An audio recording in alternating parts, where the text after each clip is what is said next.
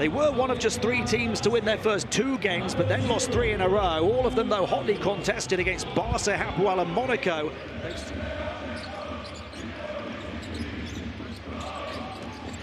Thompson.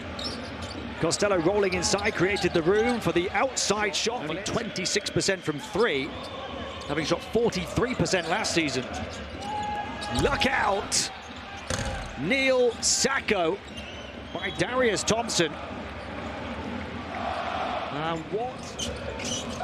Omari Moore against Lucas Costello. He hits the bottom of the net with the big frame of Hernan Gomez. Did 3 baskets early on. 9 has been the largest lead for Panathinaikos. How quickly Valencia can come. 11 for him on 5 of 7 shooting. De La Rey, Pradilla, this time he does take this shot, this time he does hit the target. Valencia's first 3 in a long time. Grant, his 3-point shot, short.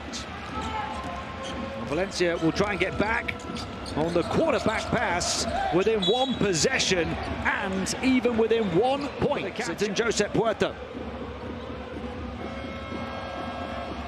Found by the Valencia beginning the 3rd period with the ball. It'll go through multiple hands.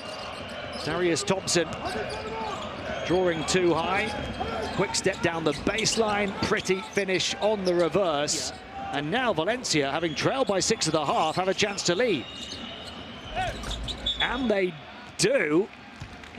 It counts anyway on interference before it drops. Not a good shot that time for Panathinaikos. Patio just taking it at everybody and banking it in. Immense talent and potential. His first year in the EuroLeague, the 26 years. Another very good shift from Dinos Mitoglu. Valencia by 1. Halfway through the 3rd period at the Oaka. Sergio De La Rey finding a path through the paint and avoids the shot block attempt from Farid. Injecting plenty of tenacity and energy to the Panathinaikos offense and indeed their defense. Speaking of an injection. Gets it back from Farid Duran-Grant. This would be huge for Panathinaikos to get back-to-back scores.